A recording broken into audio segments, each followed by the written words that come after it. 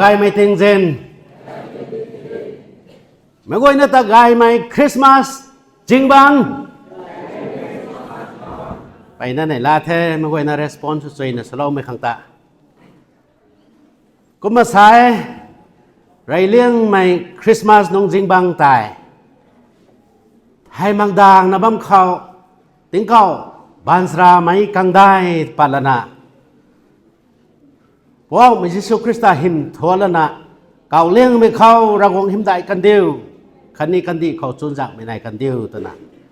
บานสราน้องกวยเรียนส่วนกันในตัวน่ะสวยไม่ได้กุมมาเต่าให้นี่นิวมาเขานิวเรียนเจียนไหมนิวตรงซันเดย์สกูลนั้นน้องกวยด้วยนะไม่ได้ดิพิกสุนะบานสราน้องกวยเรียนทนกันไม่ตรงล้วนเขาใจกันนิวกวยด้วยนะไม่กวยน้ำมาเขาโซโลกันไม่เรียนเรากันไม่ไตไม่กวยนะครั้งในล่าไม่สัมขัดเทไปนะขัดทนกูเทซันเดย์สกูลนั้นน้องกวยตอนนี้ทนกูไม่ด่าไว้ใส่ให้ส่วนกันไหมคิวเลงกันไหมอายแต่นี้ไอ้ก็ไม่ตรงมงทุกกันไม่ตรงมงเขาไงจำพงกองคังก็กันไงไม่ที่เราได้บ้างไหมเราวงตัดทนกูไว้คันนี้นิวเรเจนไหมพาสเตอร์แอสซิสแตนต์พาสเตอร์คันนี้ไงตัวเจอร์แมนเซคเรตารีคันนี้ดิคันบอร์ดน้องกวยแต่นี้ทนกูไม่ตีเอคันนี้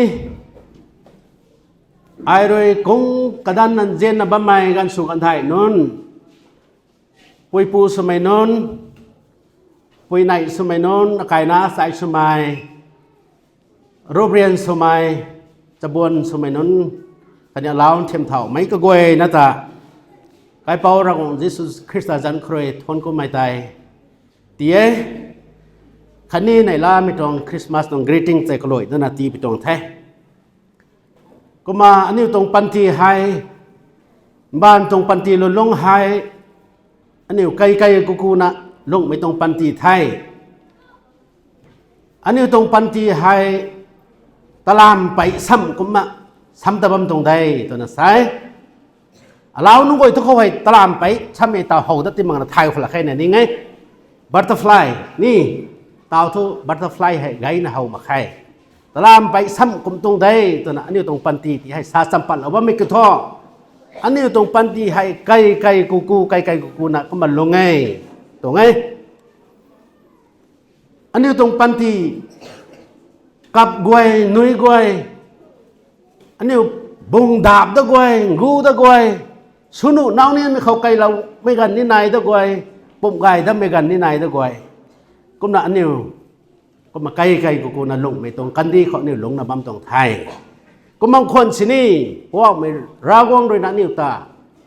ใส่ให้ไกเลี้ยงไม่ตรงคริสต์มาสตรงจิงบังขับไม่ตรงติงจิงบังนิวตาไกน่ะใจกงเราเท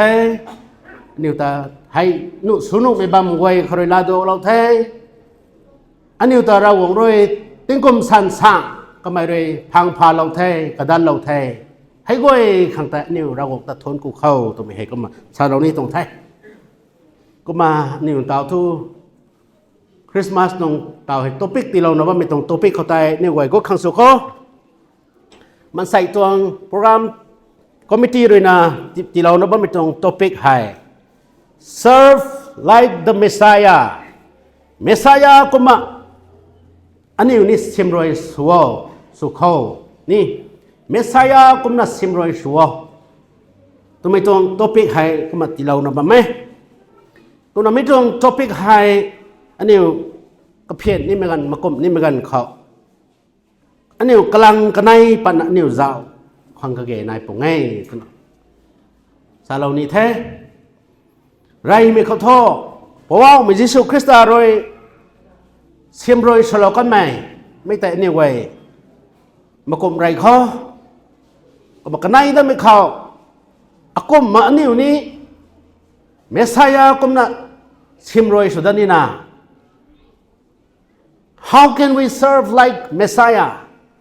Messiah กุมอันนี้อยู่นี่กุมมาชิมรอยสุขเศร้าตัวไม่เข้าแต่กันในได้ไม่เข้านี่ไว้เจ้าสามข้อกุมนะไบเบิลเส้นไม่กวยเลยนะภาคปลาปุโตอันนี้ขัง Scripture Reader จิมีปานเมรินาปาซุยนะปาโลกันแท้ Mark chapter 10 verse 35 to 45 ก็ฮิเราไม่ต้องปาราแต่นี่ไว้เจ้าสำข้อกุณมาใส่ไม่เข้าหายเซเบดีนามเป่ากันในจอห์นคันนี้เจมส์ก็ไกลชนะในให้เจ็บกันในนายบางคนในตัวนั้นใส่กุณน่ะไม่ไกลชนะในให้กันในพระบ่าวมิจิสุคริสต์ดังกงนะก็มาสาไทยดินเป่านั่งเขาอันไหนรำขันอันไหนนี่ไง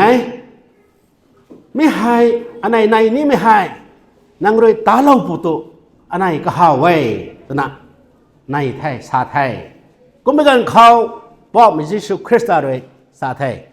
นั่งในสานี่มันคือสาเท่าตะบุยเจ้าสาไปกันเขากันในหรือเขามาใส่นี่ Let one of us sit at your right hand and the other at your left hand side in your glory เพราะว่าไม่เลยนังหิมได้พวกเขาอันไหนกันไหนให้กางขัดไว้นังตรงบันจัดเขาตีดงเราเอากางขัดตาบันดาวเบทั้งตีดงเราปูเอาไม่ให้นังตีเราเอาไม่ให้หนุเราเอาตัวน่ะ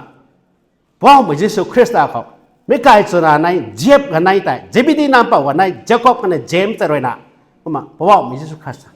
เขากันไหนให้ก็มาในไทยก็เป็นการเขาบอกมิจิสุคริสต์เราตะบิซาบอนังในบ้าไม่ให้นังในไทยมาเลยนี่ไม่ใช่นังในบ้าไม่ให้ตะบิโซ่ถ้าไม่นังในกักไทยมาเลยในบ้าไม่ตะบิโซ่ถ้าไม่ไทยมาเลยยิชูมันดาวไว้ก็มาสาบัมที่เขาทอกระตงกระเจียมน้องก้อยตายเขาแต่บัมไม่ก้อยแต่ว่าสู้แล้วนะกันอยู่น้องไงมาใครนี่เจียมน้องก้อยปังเขาตายก็ไก่ชนะในด้วยอะคังนังตรงกงดีกงไปกันเขามันก็จะนังหิมได้ไปกันเขาเกี่ยว position highest position แต่ในบัมที่ไม่ทอใบไม่เจียมน้องก้อยตายจูเราแล้วนะกันอยู่ลงดิ่งน้องไงมาใครกันอยู่ลงปวมไทยใบไม่ต้องคอยให้เราไทย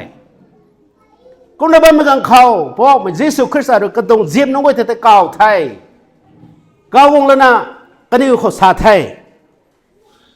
เจ้าโลเจนไทยแล้วไม่น้องไว้กันดิสินไม่น้องไว้ตายกันนี่ไว้ใกล้เป้าสุดไทยกันนี่ไว้งำตายกันนี่ไว้เลียนไทยกันนี่ต้อง authority ไทยกันนี่ไม่น้องเขาตายกันนี่ไว้เลียนน่ะสินได้ตะกี้ไอ้เรื่องนี้เขาสาเราไม่ทอสานี่ไม่ทอนังนี้ต้องให้แต่กลุ่มนี้นะไม่เพราะมิจิสุคริสต์ก็ต้องเจ็บน้องเขาแต่ก็มาซาตรงไทยนังนี้ทุกให้แต่กลุ่มนี้ลุงนี่นะไม่นังนี้ปังเข้าเท่าก็ไม่กลัวนะตัวไม่ได้ไม่สุนีตัวไทยไม่กลัวนะตัวซิมโรยสุดไทยนี่ไงไม่กลัวนะซิมโรยสุดนี่ไงใช่นังนี้ปังเข้าเท่าก็ก็ปีสุนีตัวไทยไม่กลัวนะบังสุนีไงเพราะมิจิสุคริสต์อะไรก็เจียมน้องเขาแต่ก็มาใส่ก็มันน่ะก็ไม่เลยกระนั้นเขา refer สุดแล้วนะใส่กะลำทูไม่น้ำเป่ากระนั้นก็จะ refer สุดซะตรงไทยไม่น้ำเป่างันนะไม่นนเสียมรวยไม่นนรวยเสียมรวยสุดเล่าขังกวงตัวไม่ก็ไม่ตะกี้ก็ไม่รวยเสียมรวยสุดละนะ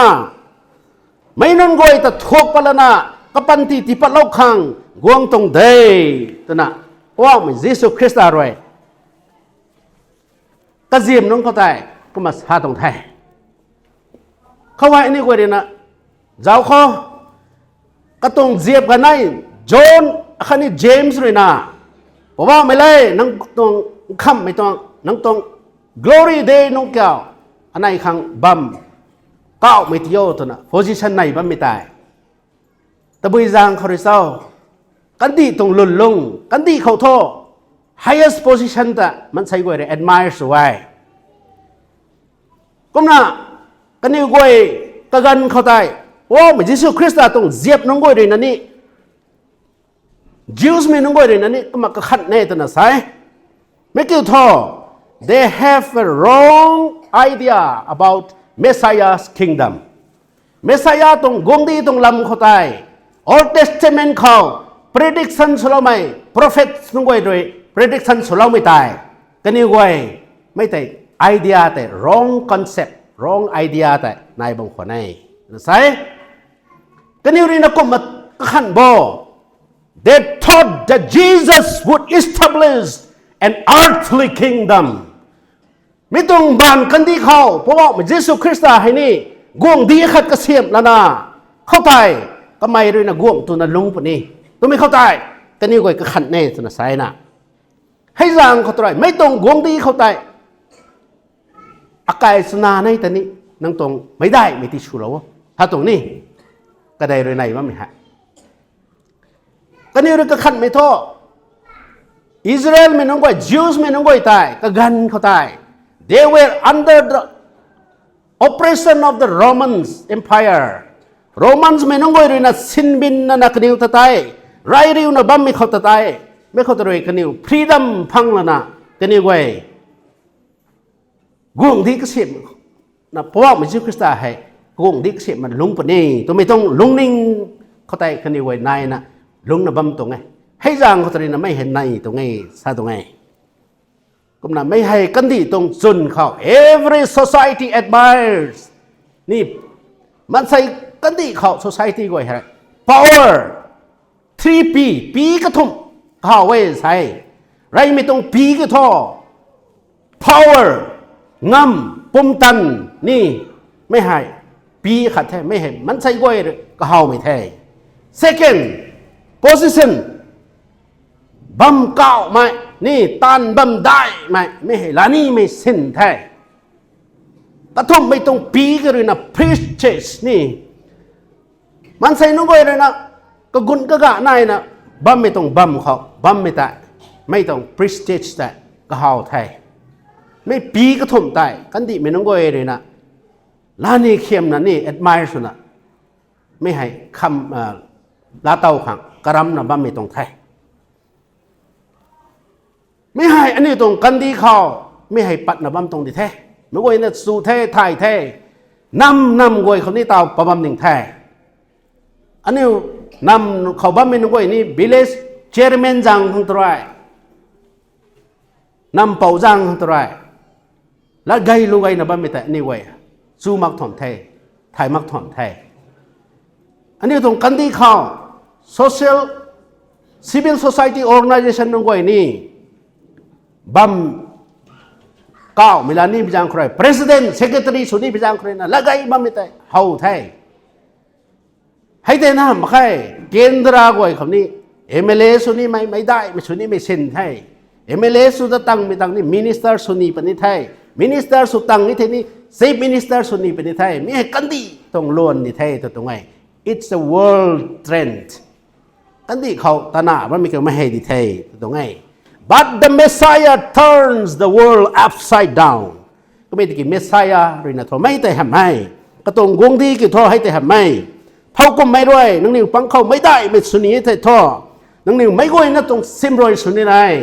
เขาก็ไม่ด้วยนังนิวปังเขากะปีสุนีแต่ทอนังนิวไม่ก้อยนะบังสุนีไหนไม่ให้พระบอกมันยิสุคริสต์ตรง teaching ไม่ให้ท่านที่ถึงกับเดินเราไม่ตรงไทยไม่นำเป่ากะหักสินี่แต่นักการนักแต่ refer สุนทรที่เจ้า for even the son of man did not come to be served but to serve นี่ก็ไม่ด้วยนะง่วงไม่ให้ก็ตัดซิมรอยสุลขังก็ตัดซิมรอยสุลอิตาลานี่นะง่วงตัวไม่ก็ไม่ตะกี้ก็ไม่ได้ซิมรอยสุลนะก็ปันที่กะหักที่ปัดเล่าขังง่วงตรงใดไม่ให้แท้เพราะมิจิสุคริสต์ด้วยนะ he just did not give theory philosophy ดินมากันนะ he gave his own example นี่ก็ไม่กระปงกะหักด้วยนะก็ไม่ลุงเลี้ยเราไว้ example ที่เย่ตรงไงก็ไม่กระปงกะหักด้วยนะลุงเลี้ยเราไทยก็ไม่ดินเราไทยก็ไม่กระปงกะหักเรื่องนิ้วขังซ้ำเราไทยเราคงนักกะหักเพราะว่ามันยิสุคริสต์ King of Kings and Lord of Lords นี่กงกวยนักกวงเรากวยนักเรากวงก็ไม่เป่ากะหักThe one whom all angels bows before him บันสรานุกเอรินะก็มาเขาคกชนกันนะกลุ่มบัมไอปูกักรู้ชนิดนะ he did not come to be serve kata simroi solong gong to mai ko met ki ko mai re simroi solona kapanti ti palau khang gong tong dai to me hai pok me Jesus Christ ares halau me tong thai me he katong teaching thai this is the heart of the gospel me hai gospel tong thuk leng mai katong lung thu ni the crux of the gospel ke me hai thai he came not to be served but to serve and give his life as a ransom for many ko mai re na ni khang kapanti kat palana kamay thailaw ng gong tong day to mi hay gai sam tong thuk leng mai kaling ki thai ziem no goi ta kaw lo mi ki mi khang ta day sa tong ai this is the calling of every disciples kama dai leng siang mai tong kaw leng se mi tong hiang rian the mark of greatness mi ki mi hay thai he served with humility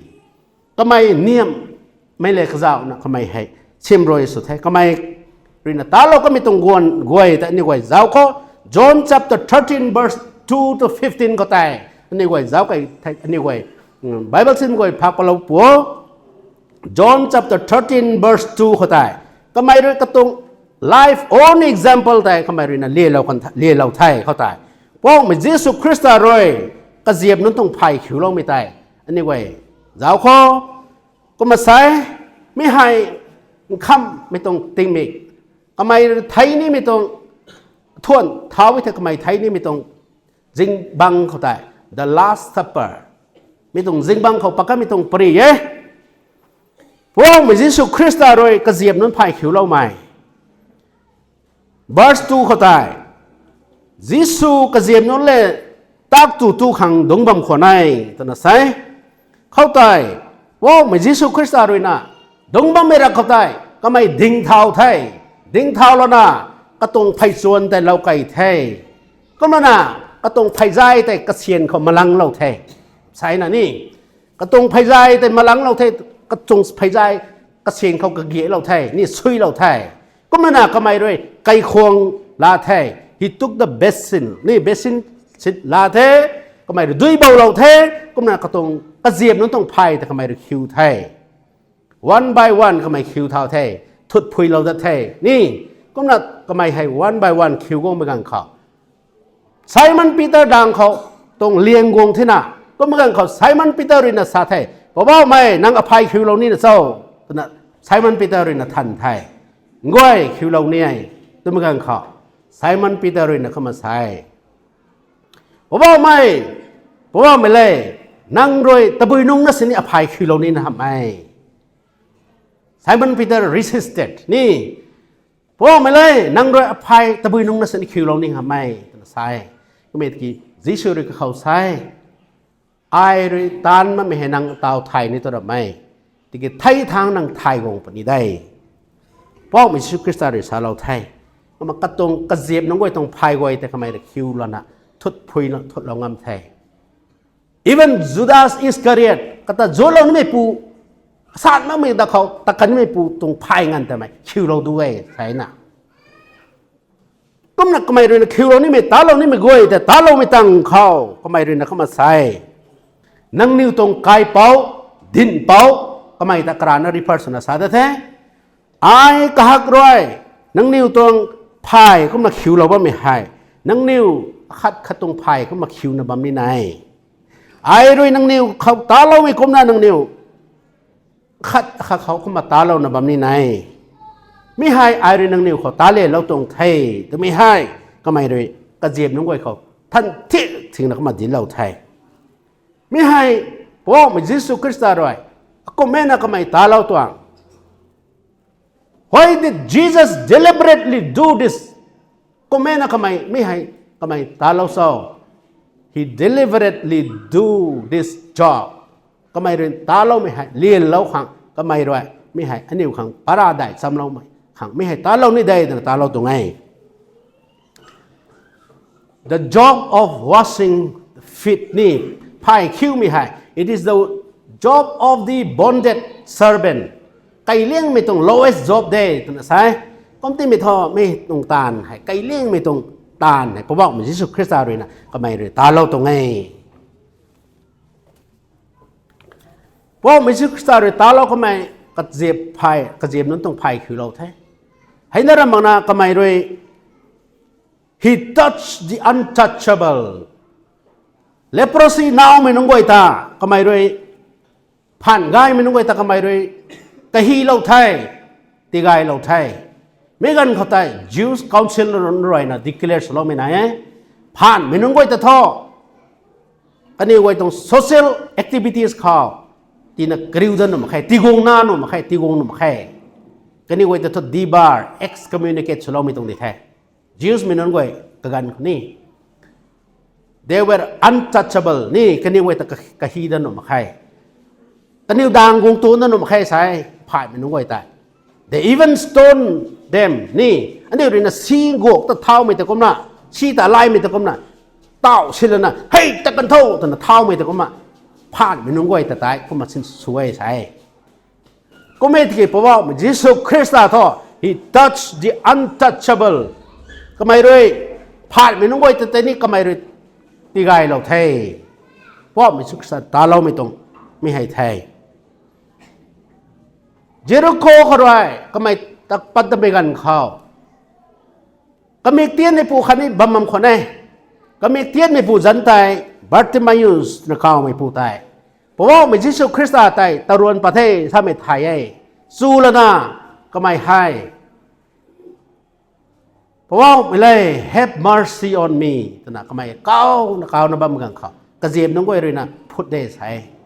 kamik ki pawa mai Jesus Christ ta roi gong la na kai la na mai rupat la na ka hi la na kamik tiet mai tai tirak lo kon thai tirak lo mi tang kamai thao la na kazi klang tai pola na kamai po mai Jesus Christ ta thola na mai ni tat da kan thai Jesus heals the ni blind man mik tiet mai ta ni kamai roi ti gai lo tirak lo kon thai phai bao mai ta ni kamai roi ti tat lo thai now sunu mai nong goi ta ni ti gai lo kan thai even he multiplies the bread mai sing pangu ta tien dom pangu kha koi kanai na roi na ni kamai fit solo kan thai feeding solo kan thai ti tu lo kan thai hai te na ram nga thai me non ta kamai re ti ring lo thai he raised the dead thai me nong goi ta ni kamai re ti ring lo thai hai na ham ma kai kamai re ta lo kamai thok leng mai ke tho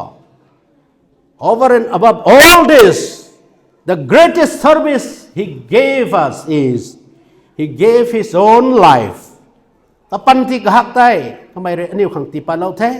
he shed his blood ka zai kai lo the he broke his body ka tung pum bak pa lo na niu khang thai lo the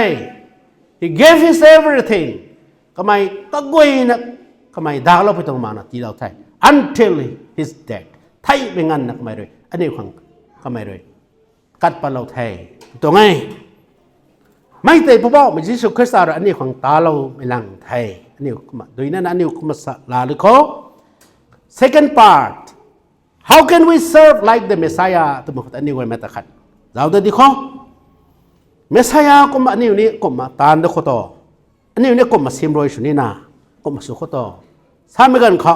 aniu wai na best example aniu wai zaw kho Mother Teresa Kolkata kho 1950 kho missionary of charity kamare ling pa kanai mitong missionary of charity to ang core mission ka tho to serve the poorest of the poor with love and dignity lungsi mi pang kho present lungsi liang mi non ta tai kamai roi simroi sulana jien me le ka zaw na simroi su mai tong tan ta Mother Teresa roi na Kolkata kho 1950 kho ling pan na founded suna me tong missionary of charity ta khama tan thai kamai roi every suffering she saw Jesus Christ in every suffering ni Christ in each person man sai goi khotai kamai roi na po me Jesus Christ ta kahak ta kumna kamai re hau palana kamai re simroi swai to ngai katong tan tho love in action jien me te na ham na tan suna tan pat thai Mother Teresa to missionary of charity seeing Christ in each person katong tan wa Jesus Christ ta suna kamik hau pana suffering sa ba me เรียนรานะตู้ขังจังขังมางนะบ้าไม่รู้นานๆก้อยมันก็จะสร้างก้อยเขาน่าเทียมเป็นดันเรานะบ้ามันก้อยแต่คอยเท่าเรานะทำไมเลยออร์ฟเนสเขาลากงนะมากวดนะตานไม่หาย every suffering person that I seeing Christ in each person ทำไมที่ตรงมิกเจ้าแต่ไรเฮานะเจ้าแล้วนะทำไมตานสวยตรงไหนทำไมรู้ใส่ we may not be able to change the whole world ตั้งที่ผมก็ไว้นะแต่อันนี้เรียน change ของมันไม่ตรงหรือไม่ก็ไม่ติดท่อ we can change one life at a time by serving from where we are อันนี้มันใส่กับขัดตรงปันตีแต่ท่ออันนี้ไว้ติกลายงามไม่ให้ไทยขัดตรงมิชชั่นกันก็มาอันนี้มาดอร์เทเรซาตรง missionary of charity ตรงตานแต่นี่ไว้นี่ไม่ก็มาอันนี้ตานบำคังอันนี้ตรงตานได้ไม่นี่ตรงเท่าไทยไรเลี้ยงไม่ข้าวอันนี้ริตานุไม่ให้ก็นี่นะ number one ข้าว serve where you are นังบัมไม่บัมเขาตัวนี้นะนังนี้ซิมรวยสนุไทยตรงไหน then from where do we start ตัวไม่เขาข้อต่อ we'll start from our home อันนี้กายเขาเลยนะเขา from the kitchen นี่ kitchen ใครจะสั่งใครนี่เขาไทยนี่นะนุ่นส่วนเป็นนุ่งก้อยเลยนะนี่ปุยปูนุ่งก้อยตรง you can start นี่นังปุยนังปูนุ่งก้อยแต่ ซิมรวยสนุเขาไทย from your parents you can start serving นี่นังไก่กับคนเขาไทยนังปุยนังปูตัวนังไก่นังสายนุ่งก้อยแต่ start สนุไทยin an unnoticed moment นี่มันใส่เรามากไม่กังขา whose feet shall I wash today ใส่ยาไอทอพายคิวโลเขาต่อเพราะไม่ใช่สุคริสต์หรือตาเราเขาไม่ล้วนเขาแต่อันนี้นี่ตาหนุไทยตัวไงอันนี้เรื่องบางขาตรงซิมโรยชนี้ไม่หายอันนี้ we don't need a position we don't need a title เขาบัมก้าวไม่ต้องบัมท่าเขาไอดงมันก็ที่ไทยบัมมันก็แต่กันขาดแต่ซิมโรยชงมันก็เต็มตรงมาให้ we can serve นี่ from wherever we are อันนี้บัมไม่ต้องบัมเขาตัวเองนะอันนี้สรับสุขังก็เกณฑ์ในไทย we don't need the title เขาให้ไอไมโครโฟนก็มาเกามันก็มา we don't need the microphone loudspeaker ก็เกณฑ์มาให้นี่ก็ไม่ได้คิดว่า we can serve from wherever we are so we need a towel is more important นี่ powerful สุดเลยไม่ท้อpowerful more powerful than anything else เพราะไม่ใช่สุคริสต์โดยกระตงเซียนเกตเขา towel ชิมๆแล้วนะพายคิวแล้วนะทุดพุยแล้วก็ไม่ towel แต่ towel is more powerful ก็นั่นไม่เข้า serve with what you have นังเขานายมิกแต่ด้วยนังซิมรวยสนุยนังเขานายมิแต่ด้วยนังซิมรวยสวก็ไม่ติดตัวอันนี้เขารับเขาไว้นะอันนี้เขานายไม่ร้านนั่นนี่ไม่ไว้นะเขา we have different talent different gift นายไม่ร้านนั่นได้เขาทุกรับคัดสินมาแค่ตัวไม่มาใส่มาได้ we can serve from whatever we have อันนี้เขานายไม่ต้องปวดไว้เขาตัวนี้นะนี่ซิมรวยเขาหนูไทยตรงไงไม่ไว้นะเขา different gift different talent นายไม่ร้านนั่นได้งานสาเขารู้ส่วนให้ไม่ต้องแต่เล่นในไทยรู้ส่วนให้ไอ้ปูแต่นี้ก็ต้องแต่เล่นที่เชนสูท่องานสาเขาเรื่อง hospitality ต้องแต่เล่นในไทยกิลาเราไทยไม่ต้องแต่เล่นในไทยไม่แต่เรื่องสาบสุดท่องานสาเขาเรื่อง encouragement งานขัดกระติ้วเท้าแล้วนะนี่ comfort ไทยไม่ต้องแต่เล่นในไทยไม่แต่เรื่องเชนสูนะชิมรวยสุดท่อก็ต้องแต่เล่นแต่บายในไทยงานสาข้างด้วยนะกะลุ่มไม่ต้องแต่เล่นนี่กะลุ่มไม่ต้องเกินไรปะนะกะลุ่มบัมมินในไทยกะลุ่มนั้นแต่นะซิมโรยชนุไทย above all we have hearts อันนี้ไม่ต้องลุงนิ่งไม่บานเท่าไหร่มารานะได้นังบานให้ with your compassionate hearts อันนี้ต้องลุงนิ่งใครเจียนไม่ต้องลุงนิ่งแต่ปัดนะ with your hand นังตรง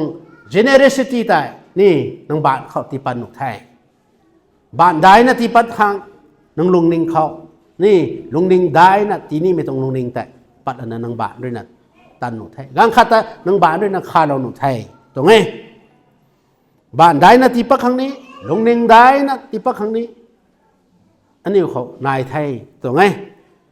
เราวงด้วยนะอันนี้เขามากไม่ตะคันสินในมาไง he never asks for what we don't have อันนี้เขามากไม่ปวดทำไมหรือ demand สุมาไงก็ไม่ที่เราวงด้วยนะนี่เขานังงำนุ่มไม่กำนังเขานายไม่ลังแต่ทำไมเลยนะอันนี้ตีปัดขังตานปักขังทำไมเลยนี่ demand สุดต่อก็เกยนายไม่แต่ในใดตรงไงก็มากระทุ่มไม่เข้า serve without seeking credit อันนี้รวยมันใส่กันขัดตังขาเราไม่กันเขาอันนี้รวยกันขัดขังอันนี้รวยติปัดไปกันเขาอันนี้รวยเครดิตลาดขังอันนี้รวยกระขันเร็วสัตว์ตรงไงกระขันมั้งนะ without seeking credit อันนี้รวยลาดหันขังไม่ต้อง applause แต่อันนี้รวยกระหาวนะทราบสุดหลังนี่ไงสัตว์ตรงไงอันนี้เรียนมันใส่กันขัดขาเล่าไม่กันเขาหลวงสี่เรียนร่าไม่กันขัดอันนี้เรียนขาเล่าไม่กันเขาก็ไม่เรียนขังตีกงหันดัดปุ่นนี่ตัวไม่ขังแต่อันนี้ไว้ก็ขัดหลักนี่เองสัตว์ตัวก็ไม่ตะกี้อันนี้ไว้เรียนตาเรานี่ไม่ให้ไบเบิลเรียนสามไม่กลมนะนั่งตัว right hand เรียนหลวงสี่ไม่ขังตีปัดก็ไม่ตายนั่งตรง left hand ตัดตีไทยเดียวสามไม่ตายไม่แต่ก็มาตาเนี่ยที่ไทยปูระกวางนี่ God sees you in secret ปูระกวางงั้นปรีรีไม่พูดตัวเขางั้นปรีรีบ้ามตรงได้นังนิวลงเซ็งเขาตีนี่นะตีปากกันไม่ตายนี่นังนิวเรนนะไม่ลงซีลงเราไม่นั่งแต่ขาเราไม่กังเขา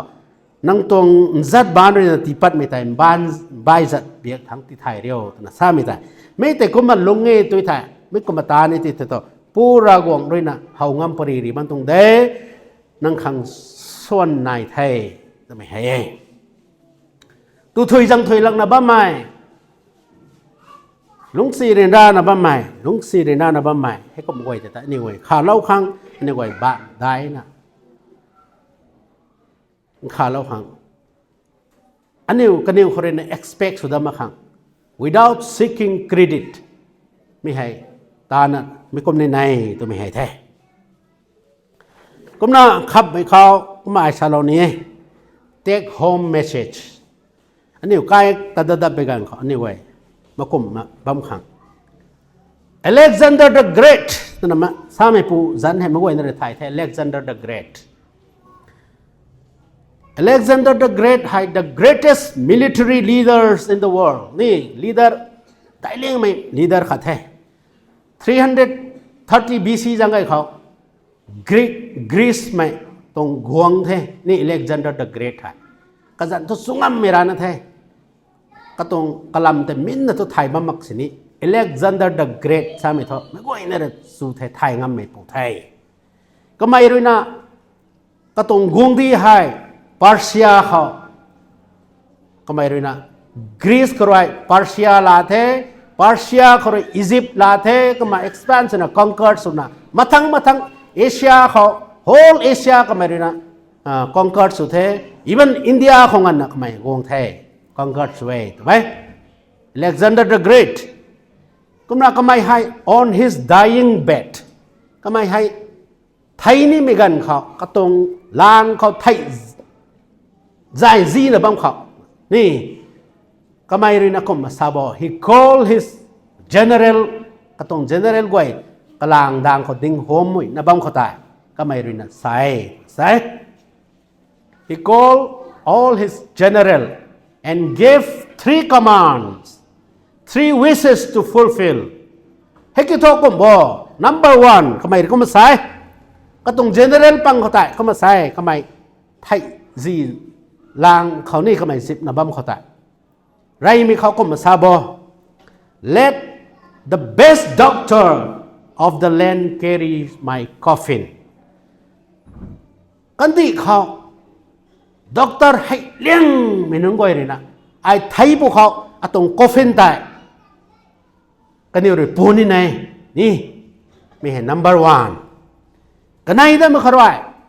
scatter gold silver jewels along the road นี่ to my grave ด็อกเตอร์นุ่งก้อยเลยนะกระตรงตะเกียวแต่ปวนนะตะไคร้เมืองข้าวกระสากระพุด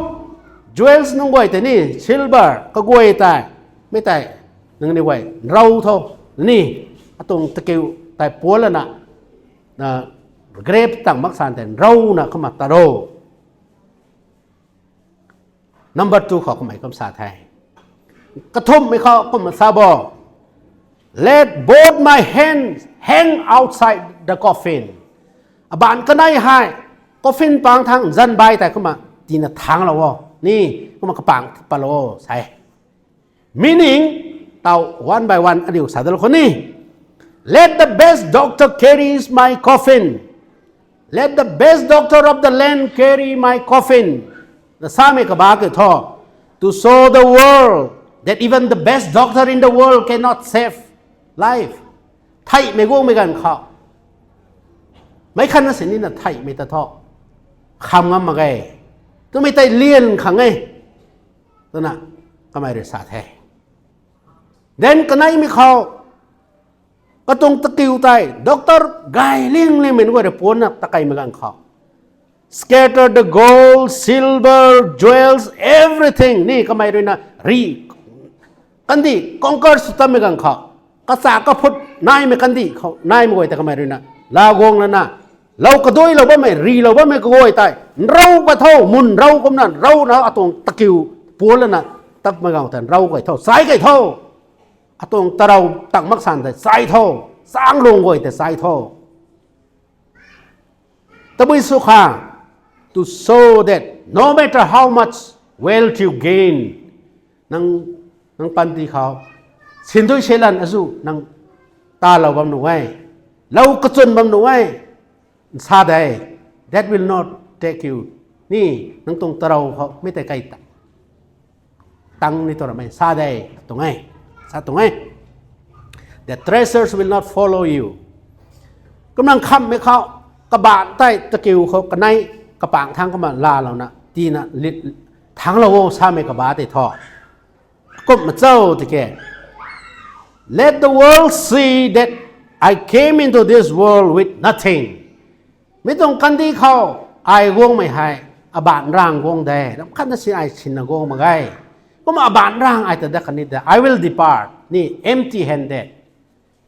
ก็มาแต่ดักนี้ได้ต้องไม่ตายเลี้ยเราขังไงตรงไง Alexander the Great ด้วยนะไม่เข้าให้อันนี้เลยนะ take home message ไม่ต้องกันที่เขาอันนี้ไว้เซ็นด้วยเชลันให้ดูอันนี้ well accumulate สเราหน้าตาเราว่าไม่ไว้ให้นี่อินซาได้ไม่ต้องกันที่เขาลงนะบ้างไม่กันเขาขัดเลยขัดตันเซียนนะกงกระดันเลยนะกันขัดตันเสียมรวยสุนะลงไม่ให้ไกลเลี้ยงไม่ไทยเนี่ยกายอ choose humility over pride ไม่ให้ไทยก็ต้อง moral นี่ meaning ท่า Alexander the Great ด้วยคอนเบย์ฉลองนี่ไม่ต้อง message แต่ไม่ให้เย่ตรงไงกำลังคำไม่เข้าไว้คำปณิแท้อันนี้ไว้ต้องปรีแต่ recap สุดละข้อไม่ไว้นะต้อง attention แต่ draw สุดนี้เจียบกันในจอห์นคันนี้เจมส์ก็กลายชนะในรวยเพราะว่ามิสุคริสต์เขาบัมเก่าเลี้ยงไม่บัมแต่อันไหนขังเตียวตัวนั้นซาไม่ตายเพราะมิสุคริสต์เลยมันดาวกันในนังนิวปังเข้าเท่าก็ไม่ได้ไม่ชนีแต่ทอนังนิวไม่กวยนะซิมรวยชนีไหนเท่าก็นังนิวปังเข้ากะปีชุนีเท่าท่อนังนิวไม่กวยนะบังชุนีไหนเพราะไม่ใช่คริสต์เลยดิเราคำไม่แต่แท้ให้เราบังนะก็ไม่เลย best example ได้เลี้ยงไม่ต้อง example ลิวก็ไม่ต้อง example humility ก็ไม่เลยดิเราคนไทยไม่เกี่ยวท่อกระเจียบน้องก็ต้องพายไว้แต่คิวเราคนไทย กะเจียมนงกวยตรงภายคิวแล้วนะก็ไม่ได้ทุดถอยแล้วคนไทย the lowest job of the bonded servant ลิวลงไม่บังนงกวยตรงรวยตานนะบังนี่ไม่ตรงตานแต่ก็ไม่รวยตานแล้วคนไทยตรงไงก็น่ะก็ไม่รวย leprosy now ไม่นงกวยตา he touched the untouchable ก็ไม่รวยก็ฮีเรานะตีไกเราคนไหนก็ไม่รวยนะตาเราก็ไม่ตรงเรียนเราก็ไม่แต่ไม่ให้ไทยตรงไงมันอันนี้ไว้นี้พวกมิจิสุคริสต์อะไรตาเราก็ไม่ลงเรียนเราก็ไม่ไว้แต่นี่ไว้นี้อันนี้ตรงปันตีเขาลายใจนะนี่ไว้ลงขังกระรำที่เขาตัวไม่ละให้ชาเรานะโศกไม่สุกันนี่เทมาสากงตั้งถอยมั่งไม่จุในบางปุ่นี้ไม่ไว้ในเรื่องนิ่งโศกเราละนะไม่ไว้แต่นี่เรื่องนะลาสวยนะลาเราปุโธสากงตั้งมั่งไม่สาสวยเราไม่จุในปุ่นี้ไม่ไว้ในเรื่องของเราปุโธไม่ไว้ในแต่ทุนกูไทย